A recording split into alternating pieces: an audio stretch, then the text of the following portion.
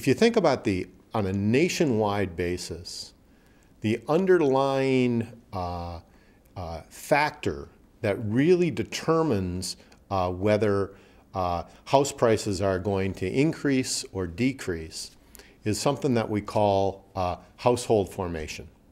Okay, so we have had pretty much through the entire baby boom generation, and then even beyond that now, the U.S. has had a tremendous increase in the formation of households. Okay, 3 to 4 million households a year are brand new. Well, if you can think about that sort of household formation, what you end up having is that there's a demand, an increasing demand for housing.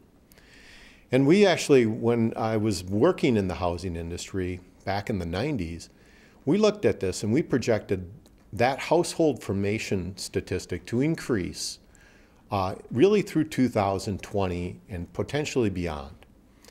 Now, there's a lot of things that have driven that increase, and some of them are still evident and some of them are not.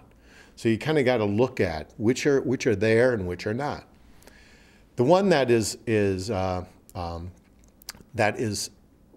kind of gotten stalled a little bit is just the traditional growth in households. It would almost be is you have a family or you have children, they grow up, they leave your household, they go get a job, and that basically that creates 2 households rather than 1. Or if there are multiple children, 5 households rather than 1. Okay, so you can just see how that would grow. And what we've seen is a couple of things happen. On a short-term basis, household formation is stalled.